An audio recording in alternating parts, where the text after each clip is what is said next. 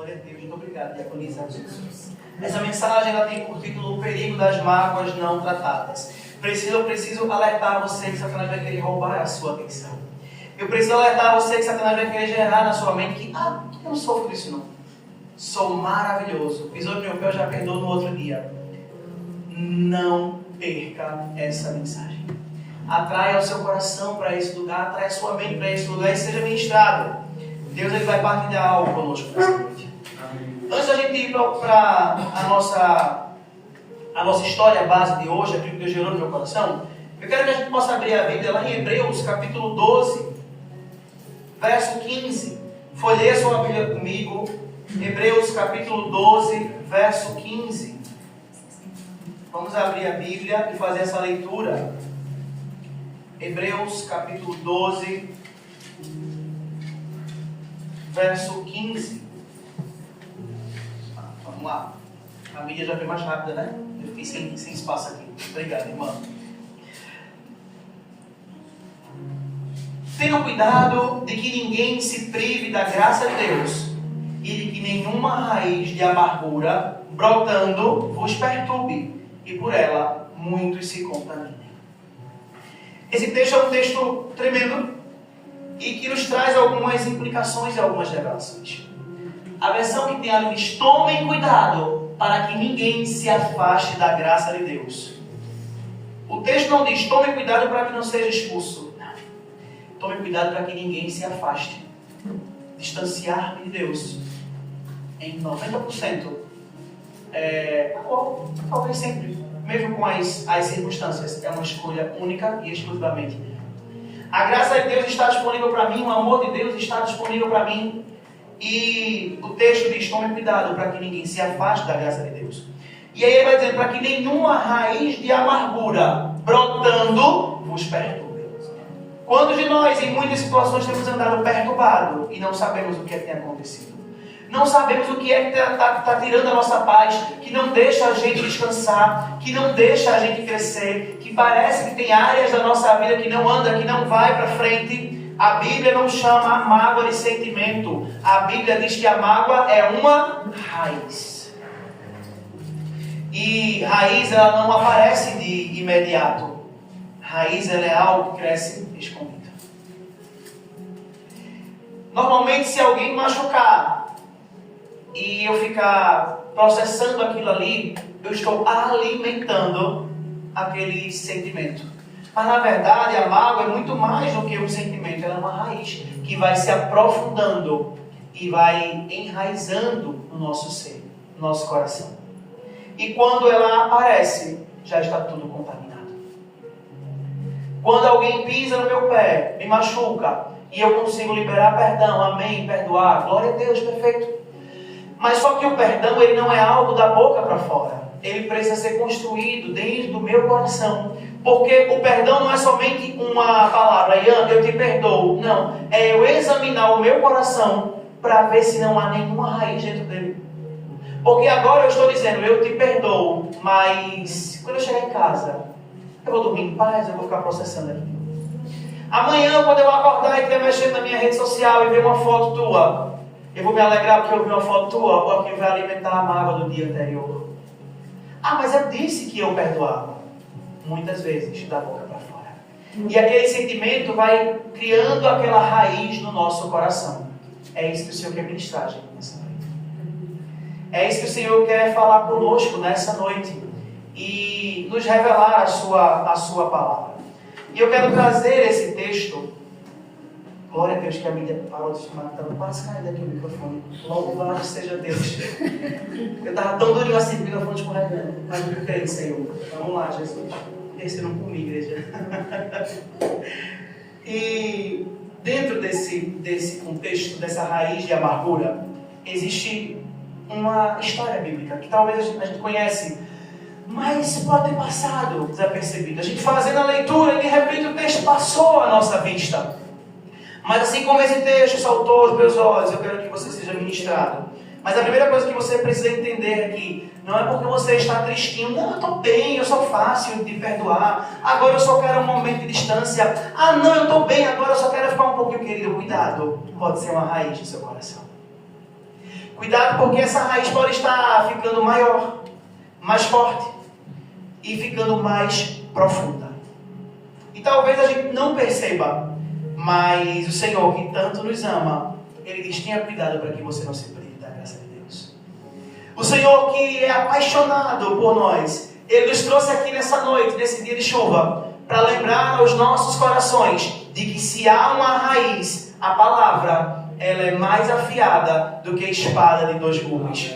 E pela palavra, essa raiz vai ser cortada. Ele, querido, é pela palavra que o Senhor vai dar fim a essa raiz de amargura que está te prendendo, que está estagnando a tua vida. Glória a Deus. Seja na sua casa, na sua família, no seu trabalho. Eu não sei qual é a área, mas a palavra que vai ser dispensada vai chegar aos nossos corações.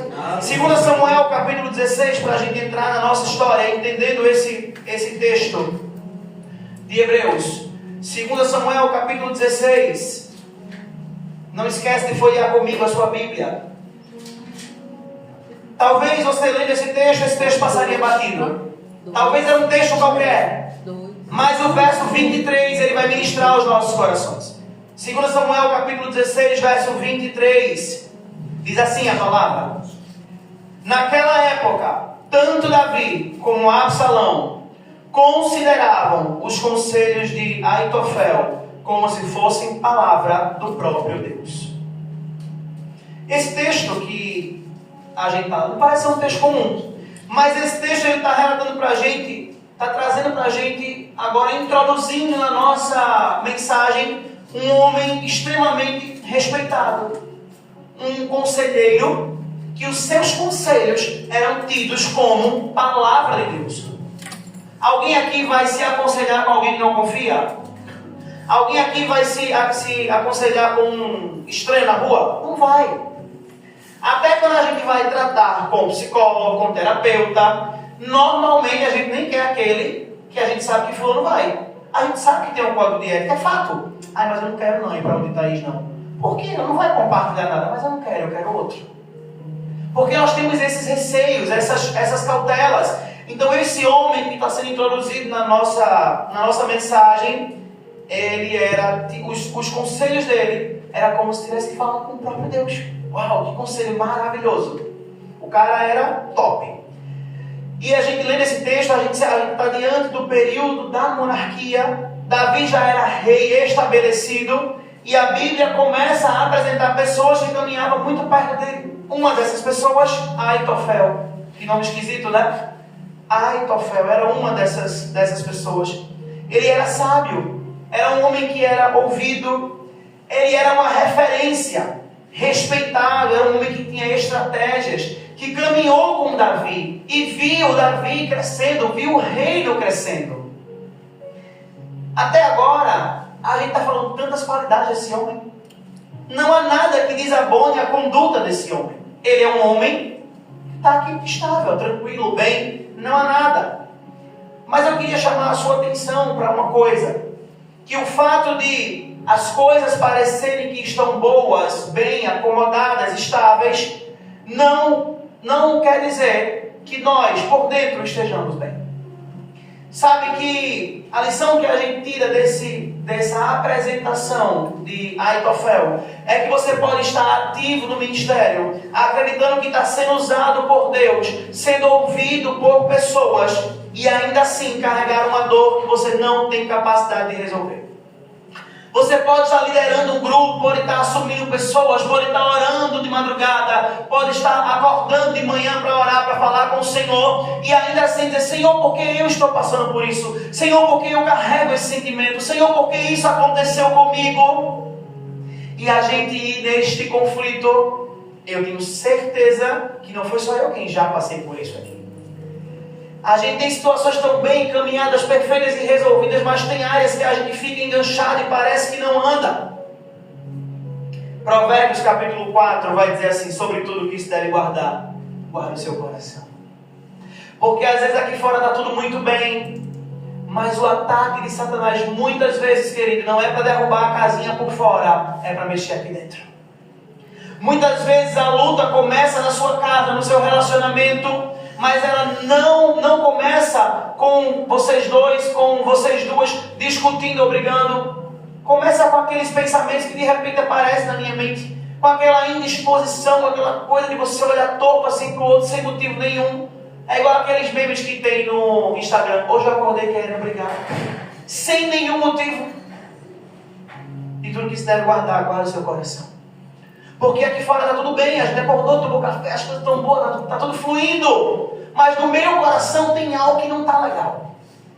Meu Deus, o Senhor me deu um novo emprego. Eu tenho um trabalho maravilhoso, eu acordo de manhã, eu estou indo trabalhar, o dia está lindo. Mas aqui dentro tem algo que não está bem resolvido. Nem tudo que parece estar no lugar, está no lugar.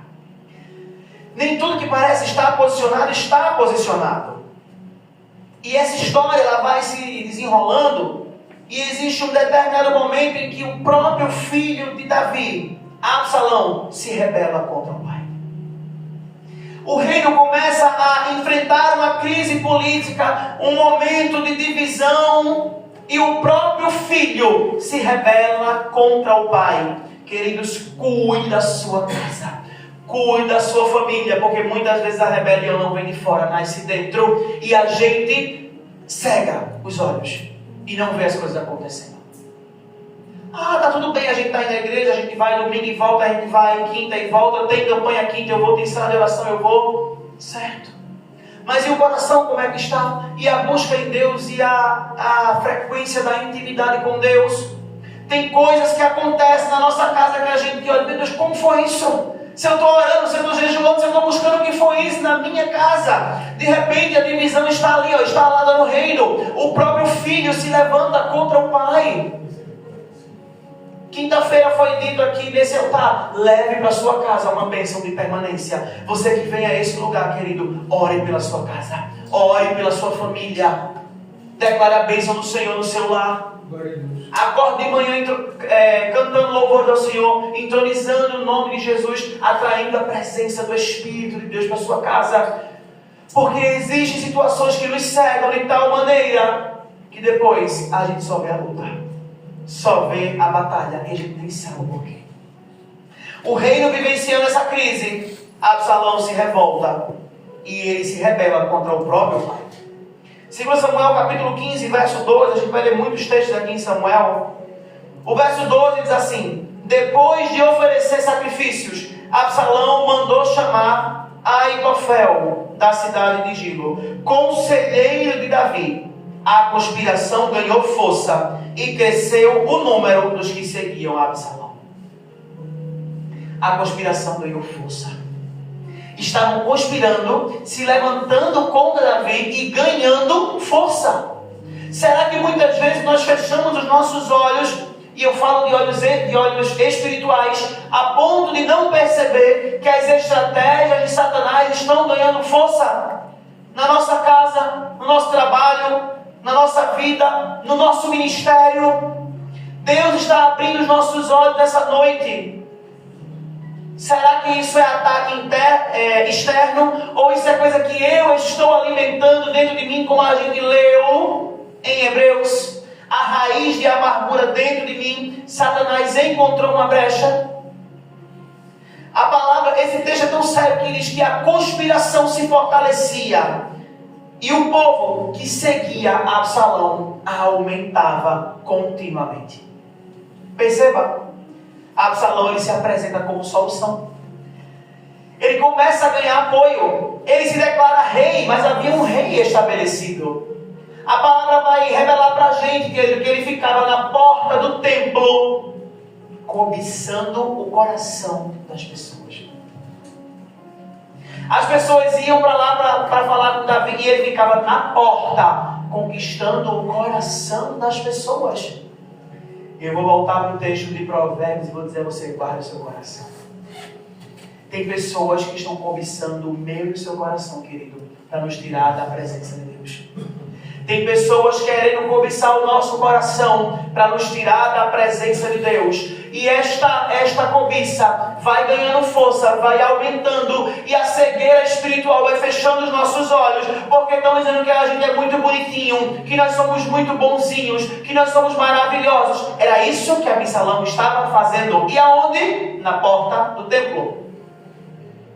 conquistando os corações, ganhando os corações. E o que é mais cruel é que ele se declara rei. As coisas que vêm do mundo querem roubar o governo de Deus na nossa vida. Porque havia um rei estabelecido, havia um governo, e ele diz: agora o rei sou eu quem mando, sou eu quem faço tudo. E o texto que a gente leu diz que ele convida Aitofel para isso. Mais uma vez, o verso 31 do mesmo capítulo 15 vai dizer a mesma coisa no verso 31. Quando informaram a Davi que Aitofel, um dos conspiradores, era um dos seus conspiradores que apoiavam Absalão, Davi orou: ó Senhor, transforma em loucura os conselhos de Aitofel. Absalão sabia quem ele tinha que trazer para perto. Absalão não foi atrás dos inimigos de Davi, ele foi atrás do amigo, do conselheiro, e disse: vem para perto de mim, fique aqui do meu lado. Quando essa notícia chegou a Davi, eu imagino Davi desesperado. Meu Deus, veja o que Davi disse: Senhor, transforme os conselhos dele em loucura. Enlouqueça aquele homem, Senhor, porque ele vai dar ótimos conselhos e agora eu não sei mais o que fazer. Quantos de nós já fomos traídos muitas vezes? Traição de inimigo não surpreende. Traição de inimigo a gente espera. A gente espera que o inimigo bote o pé para a gente cair. A gente espera que o inimigo fale mal da gente. Se tem alguém no nosso trabalho que persegue a gente, é uma surpresa ver aquela pessoa falando mal da gente? Não é. A gente passa, a gente já sabe que o assunto é. Estranho é ver aquela pessoa falando bem da gente. Estranho é ver que, olha, fulano falou bem de você. Nossa, está doente, está com febre, está com algum problema. Mas o texto que eu estou te revelando é de um amigo que virou as costas. É de um amigo que se vendeu a um rei que não era rei e se contaminou. Querido, guarde o seu coração, porque nem todo mundo que a gente diz que é amigo. Nem todo mundo que a gente trata como nosso conselheiro, a pessoa íntima, vem cá, eu quero chorar com você, quero partilhar com você, é amigo. Na primeira oportunidade, vai se vender. Precisamos orar a Deus pelos nossos amigos. Senhor, guarde os meus amigos, Senhor. Revele quem são os meus amigos. E também me ensine a ser amigo, porque nós também temos a capacidade de nos vendermos e vender o outro. Quando a proposta parece muito boa, o outro é vendido. Ah, olha, eu queria promover você. Eu não sei se é você ou se é fulano. Se o salário é 10, é ele. O salário é 20, sou eu. E a gente vai se promovendo às custas de outras pessoas. E a maior traição é essa, quando vem de um amigo. E Davi diz: olha, eu fiquei sabendo que Aitofel também está lá. O meu filho se rebelou contra mim. O meu filho, quem eu criei, me abandonou. E mais, o meu conselheiro, que vem de gerações, também está lá com ele. A palavra diz que quando Davi soube disso, ele orou e disse: Senhor, faz com que os conselhos dele sejam loucura. Deixa aquele homem enlouquecer, Jesus. Porque se ele não enlouquecer, quem vai enlouquecer sou eu.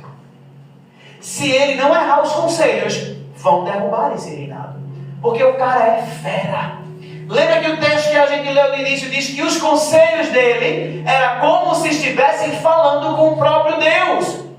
Ele tinha estratégia militar, ele conhecia o reino, ele sabia onde atacar. Cuidado com quem você partilha as suas fragilidades, porque você está dando acesso a essas pessoas e elas saberão aonde te atacar. Porque era isso que estava acontecendo. Davi partilhava tudo com Aitofel. E agora Aitofel sabe as entradas, as saídas, os acessos, conhece tudo. E mais, era um homem respeitado. Então o que ele dissesse, outros iriam crer, outros iriam acreditar. Aitofel abandona Davi e se alia a Absalão. Queridos, quando a gente está nesse texto, o que é que a gente está falando? De uma traição. Alguém que traiu, que foi embora, que a abandonou. É uma deslealdade, é uma insubordinação, é uma ambição pelo poder. Até aqui a história parece estar apresentando para a gente apenas uma rebeldia. Aitofel agora é um homem rebelde, era o conselheiro do rei, e agora aderiu à rebeldia. Aitofel agora já não faz parte mais de um conselho. Ele é um conspirador. E a palavra diz que essa conspiração só aumenta. Absalão, filho de Davi, quando ele se rebela, ele vê uma oportunidade de puxar Aitofel para si. Não é impulso, não é uma estratégia, não é cálculo. É uma vingança fria. Eu agi por impulso e convidei. Vamos ali, Thaís, comigo. Não, eu planejei chamá-la. Eu quero dizer a você de novo, cuide do seu coração. O que ele tem passado por ele? Quais são os planos que estão no seu coração? Tem coisas que a gente tem planejado para falar, para dizer, para articular e que não é verdade. Que não foi dessa forma, mas para me favorecer eu vou dizer. Isso é algo por impulso? Foi sem querer, eu agi, deixa eu voltar e consertar. Não foi impulso não, foi planejado, foi programado. Eu articulei, eu planejei fazer isso. Foi isso que Absalão fez. Ele ficou na porta do templo, roubando os corações. Quando as pessoas se aproximavam, ele dizia, vai lá, não, vem cá. Vai não, fica aí comigo. Meu pai já é passado, o futuro agora sou eu. Vem, cola comigo que é sucesso. O sucesso agora é aqui, comigo. E aí quando vem o próximo, ele vai conquistando, ele vai ganhando. Cuidado com os seus discursos muito bonitos, porque eu disse, cuidado com quem lhe atrai, mas cuidado para você também não ser esta pessoa que está atraindo outros para caminhos que não louvam a Deus. E eu posso dizer isso com muita clareza.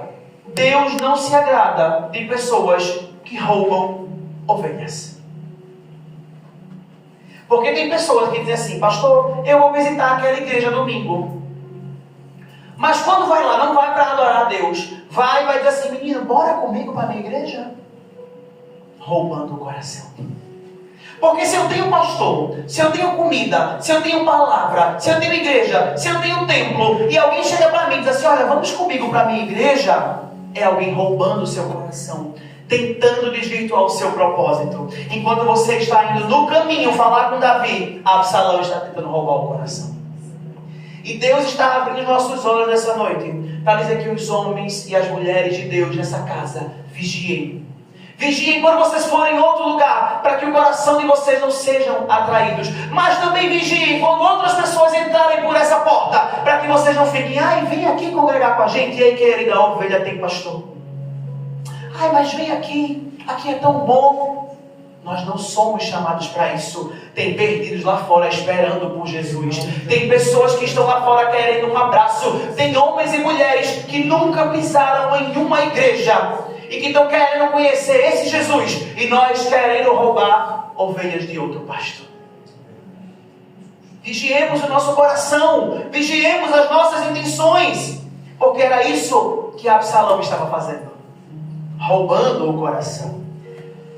Nem toda rebelião, querido, começa no orgulho, começa com uma briga, mas começa com uma dor. Isso aqui é uma rebeldia, uma rebelião. O filho se rebelou contra o pai, o número começou a crescer, o conselheiro se rebelou contra o rei. Veja o tumulto que aconteceu durante esse reinado de Davi. Tudo isso por um coração que estava sendo conquistado no caminho errado. Eu não sei se você conhece essa história, mas Aitofel, ele tinha conselhos perfeitos, incríveis. E ele diz, olha, ataquem Davi imediatamente. Enquanto Davi está fraco, enquanto Davi está tentando levantar o reino, tentando colocar a casa no lugar, ataquem ele. Ele está fragilizado. Eu trabalhei com ele muitos anos, então eu sei que agora ele está sentado assim em tal lugar, fazendo assim, pensando, buscando uma estratégia. Alguém entrou na nossa casa e sabe qual é a porta que é mais fechada e a janela que não fecha tanto. Sabe qual é a janela que tem cadeado e qual é a outra que a gente tem que colocar um pano para poder escorar a porta. Perceba o quão perigoso é a gente levar todo mundo para a nossa casa. Ore pelo seu lar. Ore pelas pessoas que vão entrar nele. Porque era isso que estava acontecendo aqui. Ele dizendo, olha, eu sei como é a casa dele. Eu sei o que ele está fazendo lá. E sabe o que, é que a Bíblia diz? Que esse conselho era um conselho bom, de maneira militar. Pode invadir e entrar, que ele vai estar fragilizado. Mas lembra que Davi tinha orado? Torna o conselho dele em loucura. Deus levanta Uzai. E Uzai começa a atrasar o plano. E ele diz, olha, não é porque o conselho de Aitofel é ruim, mas é porque Deus decidiu frustrar os planos de inimigo. Por mais que ele fosse um bom conselheiro, mas você só é bom quando está diante de Deus. Quando você se afasta de Deus, você parece que é bom, mas não é mais. Aquilo que há de bondade em nós só é bom porque está na presença de Deus, porque está diante de Deus, porque está servindo ao reino. Se você canta bem, se você fala bem, se você prega bem, é porque é para o reino e para a glória de Deus. Quando você se afasta, quando você desvia o propósito, pode até parecer bom, mas os planos serão frustrados. Aquele homem tinha um conselho maravilhoso. Ele disse, olha, se você entrar por aqui, você vai pegar ele desprevenido. Aí o Senhor levanta Uzai, confunde o conselho do homem, porque Davi tinha orado. Em nome de Jesus, todo conselho contrário na nossa vida será frustrado em Deus.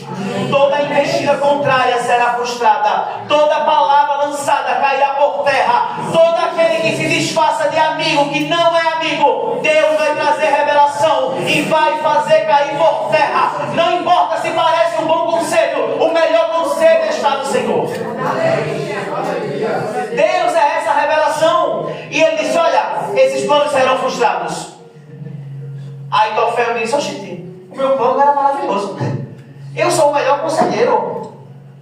Eu canto tão bem, Flávia. Eu mandei a lista. E esses 3 louvores que eu mandei, nenhum tá. Como é isso? Se eu canto melhor aqui? Não! Se eu prego perfeitamente bem, porque meu nome não saiu na escala. Quando eu limpo essa igreja, fica tão cheirosa que no metrô o pessoal sente o cheiro. Como é que não botaram meu nome para limpar?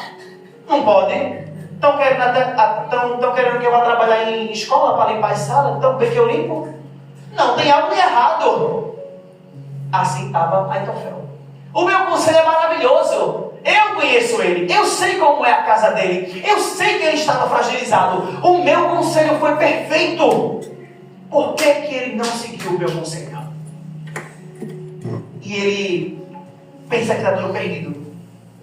Ele diz, não, tem algo de errado. Eu fiz tudo. Eu cheguei, falei certinho, expliquei a ele. E agora ele não seguiu o meu conselho. Por mais que pareça certo, querido, a resposta sempre virá do Senhor. Amém. Deus vai frustrar os planos do inimigo. Eu creio que os planos de Satanás irão recuar. Em nome de Jesus. Por mais que esteja confuso, por mais que a gente não enxergue, mas Deus vai trazer a estratégia e a solução para você. Porque foi isso que ele fez aqui. Eu fico aqui, querido, pensando na minha liberdade poética, a cara de Aitofel. Ele perguntou a mim como era que entrar. Eu falei a rua, falei o acesso, falei a janela, falei a hora. Eu disse que de manhã ele estava comendo papa, porque de meio-dia. Eu falei tudo! E por que ele não seguiu o meu conselho? Porque Davi tinha orado. Davi disse, vai lá, Senhor, confunde aquele homem. Confunde aquele homem. E assim o Senhor fez. 2 Samuel capítulo 17, verso 14. Foi ler comigo a tua Bíblia. Veja o que vai dizer o verso 14. Absalão e todos os homens de Israel consideraram o conselho de Uzai, o arquita, melhor do que o de Aitofel. Pois o Senhor, receba esta palavra, pois o Senhor tinha decidido frustrar o eficiente conselho de Aitofel, a fim de trazer ruína sobre Absalão. Ei, o Senhor está decidindo. O Senhor está decidindo mudar a nossa sorte. O Senhor está decidindo mudar a nossa história. O Senhor está decidindo frustrar os planos de Satanás. Aleluia. A palavra ela é muito clara. O Senhor ordenou que o bom conselho daquele homem fosse frustrado. E aí a palavra diz que Absalão e todos os outros disseram, o teu conselho, Uzai, é melhor. Eu fico pensando, o conselho de Uzai pode ter sido o pior conselho do mundo, mas aqueles homens cegos, com os olhos fechados, enganados, disseram, uau, era isso que a gente precisava. E aí Aitofel, extremamente militar, conhecedor de tudo, dizendo, gente, vocês estão errados, venham, voltem, vocês estão errados. Não, a gente vai seguir o conselho dele. A palavra diz que Deus decidiu frustrar os planos. Tem planos que não aconteceram porque Deus está nos dando livramento. Tem situações que não aconteceram porque Deus decidiu. Querido, quantas vezes você e eu já olhamos e disse, Senhor, mas está tudo tão perfeito. Senhor, se fosse dessa forma seria lindo. Mas Jesus, amanhã de manhã seria assim, à tarde faria assado. E no mês que vem, Senhor, seria tão bonito. E Deus decidiu frustrar os planos. Porque Deus está dando livramento. Porque Deus conhece a sua manhã. Porque Ele sabe as intenções. Ele sabe os propósitos. Ele conhece aquilo que a gente não conhece. Deus frustra o plano. O conselho não é aceito. O controle escapa das mãos dele. Provérbios capítulo 19, verso 21. Você põe para a gente, por favor. 19, 21. Provérbios 19, 21. Eu tenho aqui. Muitos são os planos no coração do homem, mas o que prevalece é o propósito do Senhor. Glória a Deus por isso. O sempre, querido, que deve prevalecer na nossa vida é o propósito do Senhor. Não é fácil a gente entender, é doloroso, mas o propósito do Senhor nos leva àquilo que Ele tem gerado para a gente. O propósito é a gente enxergar. E quando alguém vive movido pela mágoa, não suporta ser contrariado. Quando alguém carrega uma mágoa, uma tristeza, uma decepção, se você disser um não, parece que você derrubou uma casa, quebrou um braço, uma perna, arrancou um rins. Quando a pessoa anda pela mágoa, não suporta perder o controle tem que estar aqui na minha mão, porque eu sou melhor, eu sei como eu faço. Quando a pessoa caminha com a mágoa, ela não suporta ver os planos frustrados. Sabe qual foi o fim de Aitofel? O verso 23, Senhor Samuel vai dizer para a gente. O verso 23. Vendo Aitofel que o seu conselho não havia sido aceito, selou o seu jumento, foi para a sua casa, para a cidade natal, pôs os seus negócios em ordem e depois se enforcou. Veja que texto tremendo. Foi impulso, querido, isso aqui? Ele se enforcou por impulso? Ele planejou. Quando ele viu que o conselho que ele deu não foi aceito, ele se encheu de uma ira, de uma mágoa, de uma revolta, de uma tristeza, que a Bíblia diz que ele pegou o seu jumento, foi embora, chegou lá, pôs a sua casa em ordem, organizou tudo e foi se matar. Veja que tristeza. Eu não estou falando aqui de gente que age por impulso. Eu estou falando de gente que planeja as coisas no seu coração, porque se contaminou. De gente que acorda de manhã dizendo, quando eu chegar lá, se eu pegar o metrô de 7h25 eu chego lá, o ônibus passa de 7h30, quando for 7h45 ele passa em frente à porta, eu dou um grito. Eu planejo, eu calculo a rota. Eu estou falando aqui para pessoas que tiveram o seu conselho contrariado, montaram o seu jumento, chegaram em casa, organizaram tudo e planejando, eu vou organizar tudo. Vou botar tudo no lugar. Vou tirar o que tem na geladeira para não estragar. Vou deixar a porta aberta, porque se alguém quiser entrar, já entra. Vou fechar a porta de trás, vou arrumar tudo. E agora eu vou dar fim.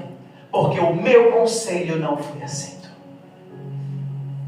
Quantos de nós andamos nessa vaidade? A igreja é para ser pintada de branco. Se eu chegar lá e tiver outra cor, eu não fico nessa igreja. Porque o meu conselho é melhor do que o de todo mundo. E a gente diz, mas eu vou dar o conselho para o pastor. Pastor, ele mude o culto de quinta-feira e coloque para dia de segunda. O culto agora tem que ser dia de segunda. Na outra semana, se eu chegar lá, o culto não for dia de segunda, for dia de quinta, eu vou começar a falar com todo mundo. Dizer que a igreja não presta, quer é isso, quer é aquilo. Vou criar toda uma história.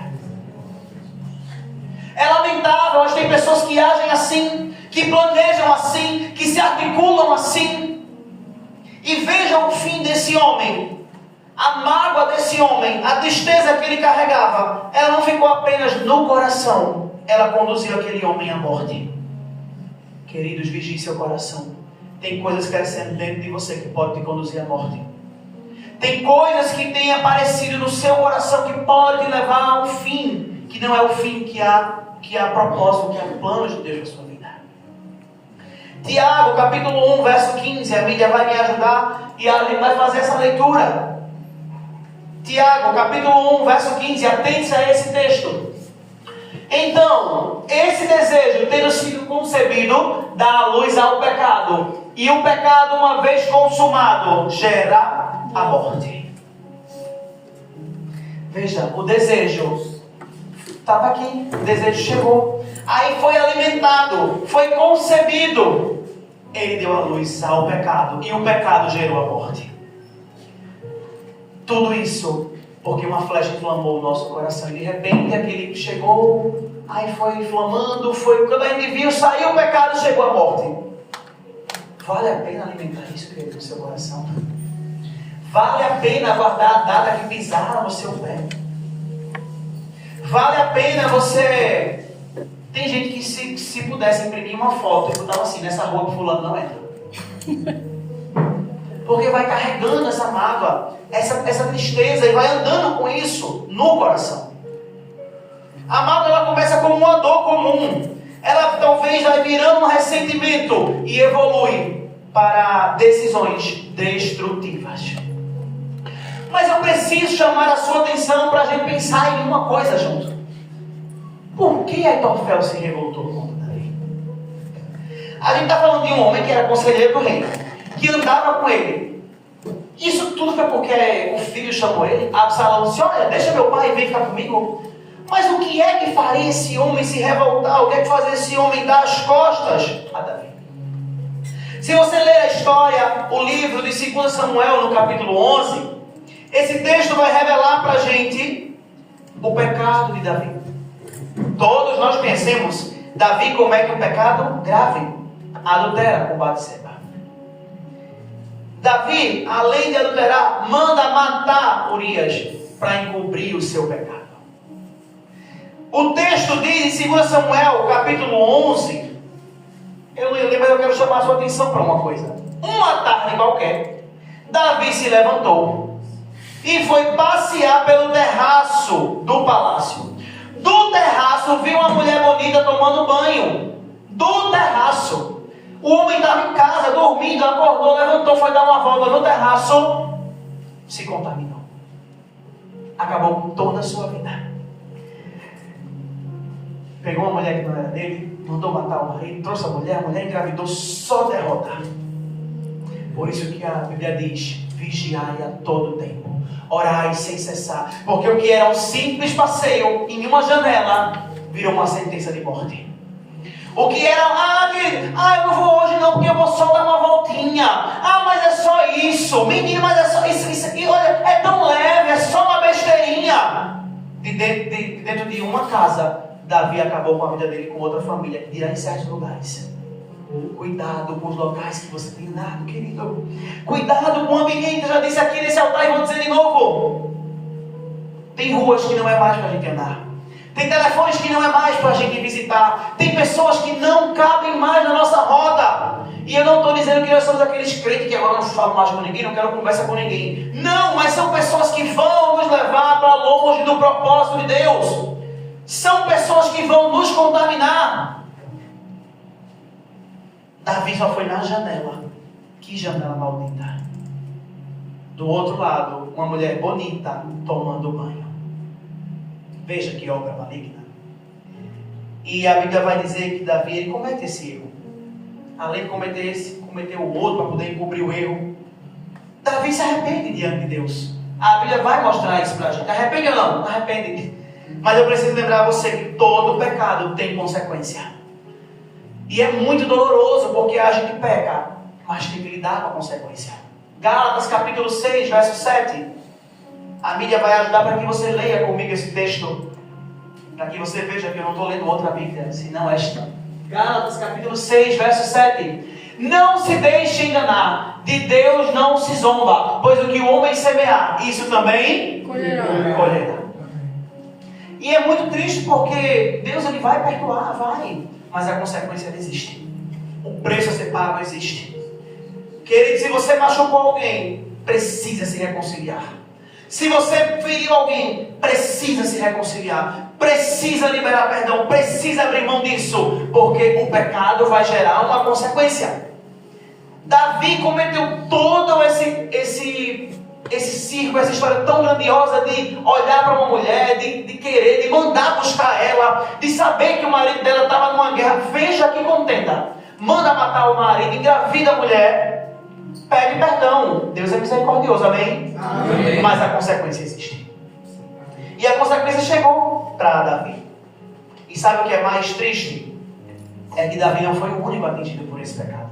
Davi destruiu a família dele, destruiu a família de Batseba, desonrou uma mulher, toda uma família comprometida por uma brecha dada em uma janela e um banho mal tomado.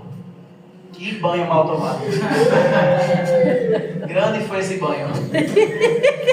Veja que obra. Toda uma família comprometida. É forte, é melhor ficar sujo, pois é. A Bíblia vai mostrar pra gente que Batseba, ela não era uma mulher sem história. Eu não sei se você está entendendo, mas a gente começou lá em Aitofel. A gente começou falando sobre esse homem.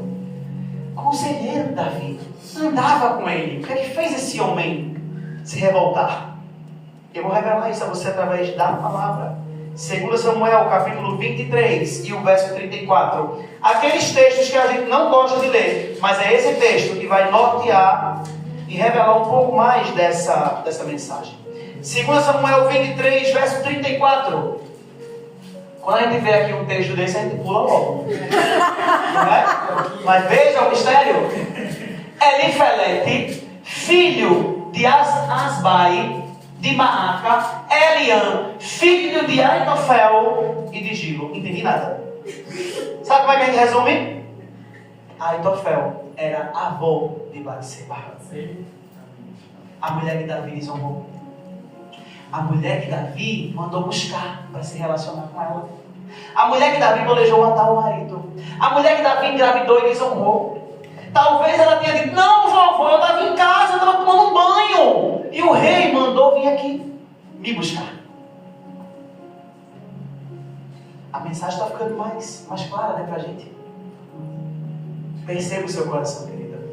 Veja. E a Bíblia não mostra para a gente que ele foi lá tirar satisfação. Ele não foi discutir com Davi. Ele: o que é que você fez olhando a minha neta tomando banho? Não fez nada. Nenhum momento. O que é que a Bíblia mostra pra gente? Que ele era um excelente conselheiro. Conselheiro do rei. Andava com Davi. Sabe o que é isso? Esse homem guardou aquela mágoa. Esse homem guardou aquela dor no seu coração. E ficou carregando ela. A dor de Aitofel não começou em uma rebelião. Ela não começou porque Davi atrasou um salário. Não foi porque Davi falou grosso com ele. Não foi porque Absalão prometeu um salário melhor. Não foi. Ela começou por um pecado que não foi tratado. A brecha de Davi destruiu uma família. A dele. A do outro. A de Aitofel. E comprometeu um reino. Porque gerou a revolta de Absalão e tudo mais. Veja o preço de um pecado. Um pecado não confessado, a consequência que foi gerada e um perdão que não foi liberado. Em nenhum momento a Bíblia vai revelar para a gente que Aitofel foi lá confrontar Davi. Não diz que ele foi lidar com essa dor, não. Ele simplesmente continuou andando perto do rei. Tem pessoas feridas caminhando perto da gente, esperando oportunidades. É lamentável. Mas nós também somos essas pessoas feridas, andando com outras pessoas, esperando as oportunidades. Eu estou andando perto de você, para que eu veja você cair. Eu estou andando perto de você, para que eu veja você falhar. Tem pessoas que estão esperando a nossa queda. Eu digo muito isso quando eu vou conversar com os casais. Eu digo: nós temos uma grande responsabilidade, frustrar as expectativas de Satanás. Porque gay, lésbica não é para casar. Para namorar 10, 12, 15 anos, não é. Para construir família, não é. Essa é uma grande expectativa do mundo.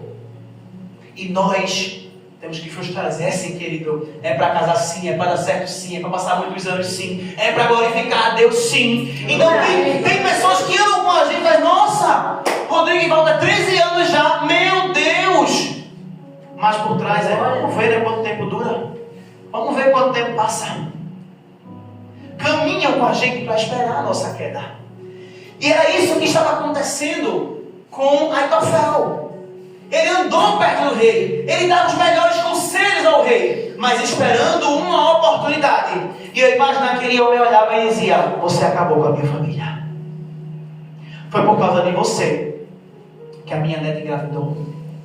Foi por causa de você que Urias foi morto em batalha, foi planejado, um assassinato programado. Nem toda mágoa se manifesta imediatamente, algumas ficam guardadas. Perceba o que é que uma mágoa faz, querida. Acabou com a vida de Davi, com o reinado, Aitofel se matou. Todo o contexto dessa história, porque a mágoa ficou guardada. A mágoa que não é curada se torna uma armadilha, e o primeiro a cair nela é você. Até quando você vai andar carregando essa mágoa que fizeram contra você? Até quando você vai andar carregando o dia que você discutiu com a sua esposa ou com seu esposo? Até quando você vai andar dizendo: porque eu sei o que você fez comigo naquele dia? Até quando você vai aproveitar uma oportunidade para jogar isso na cara do outro? Até quando você vai dizer: eu amo minha mãe, mas a minha mãe fez isso comigo. Eu amo, minha mãe é uma bênção, mas ela sabe que eu tenho um ressentimento. Ela sabe que eu sou ressabiado com ela. Até quando vamos deixar essa raiz crescer? Porque aqui fora, a gente está aqui no culto, marchando, pulando, dando lugar, cantando, adorando. E aqui dentro a raiz ficando mais profunda, mais profunda, mais profunda. E adoecendo a gente por dentro. Meu Deus, eu oro, eu jejuo e não consigo avançar, eu não consigo crescer. Hoje está sendo revelado pela palavra o que é que está aprendendo. Muitos demais. Ressentimentos. Perdões que não foram liberados. Mágoas nutridas, alimentadas. Eu trabalhei em 98 em uma escola. Eu já estou até aposentado, mas eu sei o que fizeram comigo lá. Eu sei. Eu trabalhei ali e não suporto fulano. Se eu passar perto dela, eu só sou crente porque ela mora longe de mim, Sara. Porque se estiver perto eu não sou mais crente. Eu morava em outra cidade. Aí lá eu me indispus com fulano. A briga ficou lá, agora que eu estou aqui. E se a pessoa amanhã entrar por essas portas? Deixa eu dizer uma coisa a você. Deus quer levantar homens e mulheres curados. Deus quer levantar homens e mulheres tratados. Homens e mulheres despojados do seu orgulho para amar outros, para abraçar outros, para perdoar outros. Porque nós vamos ser feridos, vamos ser machucados. Mas amanhã talvez alguém que nos feriu, que nos machucou, vai entrar aqui por essa porta. E vai te ver aqui na frente ministrando. Vai te ver aqui na frente tocando a bateria, tocando o teclado, tocando um louvor, cantando louvor ao Senhor. Quando aquela pessoa entrar, ela vai ser curada, ela vai ser tocada e vai dizer: eu feria e andar ali ofertando algo ao Senhor. Ou você vai dizer: agora acabou o culto para mim. Me segura, porque se eu for ali atrás, acabou o culto. Acabou o culto. Então quer dizer que eu só sou crente porque a pessoa não congrega aqui. Porque se ela entrar por aquela porta, acabou o culto. Sabe o que é isso? Mágoa que não foi tratada. Oportunidade que tem sido esperada. Meu Deus, veja que história. O cara era avô de Batseba. Por isso que ele se rebelou contra Davi. Não é porque Absalão não é somente porque Absalão ganhou o coração dele. É porque o coração dele já estava entregue às mágoas. Já estava entregue aos ressentimentos. Aquele homem ele queria tanto se vingar. Ele queria tanto acabar com Davi, que quando não deu certo, ele se matou. Irmãos, cuidado com aquilo que a gente carrega no nosso coração. Porque é isso que vai gerar o nosso fim. Se eu ando com Jesus, se eu sou apaixonado por Ele, se eu carrego Ele, eu tenho um fim, eu tenho um propósito. Mas se eu ando alimentando uma mágoa, uma tristeza, uma decepção, também eu tenho um fim. Também existe algo preparado. E isso é fato. A mágoa que ele acreditou que destruiria Davi, destruiu a ele mesmo. Aquela mágoa não foi para destruir Davi, foi para ele. Eu queria convidar o louvor aqui à frente e queria pedir para a gente colocar Provérbios, capítulo 18, verso 19. De repente, se passaram 45 minutos, como é isso? Provérbios 18, 19. Um irmão ofendido é mais inacessível do que uma cidade fortificada. E as contendas são como as portas trancadas de uma cidade. Ei, não é um inimigo, é um irmão. Um irmão ofendido é mais inacessível do que uma cidade. Se esse irmão estiver aqui hoje, é hora de derrubar essa cidade. É hora de render-se aos pés do Senhor e dizer: Senhor, eu quero derrubar todos os muros, derrubar os portões, porque os vigias dessa cidade não são provenientes de Deus. Não são. São obras do mal. Veja que texto poderoso. Imagine uma cidade fortificada e as portas dela é como se fossem as contendas. Querido, porta é o que? É tranca, é amarra. Tem áreas da vida da sua vida que estão trancadas por causa de contenda, por causa de fofoca, por ambientes errados, por cenários que não louvam a Deus. Nós não fomos chamados para isso. Quando você estiver aí fora, estiver em outro lugar, estiver em qualquer ambiente, olha, ficar sabendo que o pastor... Acabou agora o assunto. O assunto morre em mim. Não é que sabia não, nem sabia e nem quero saber. Olha, mas tu ficar sabendo que... Não, nem sei, nem quero saber.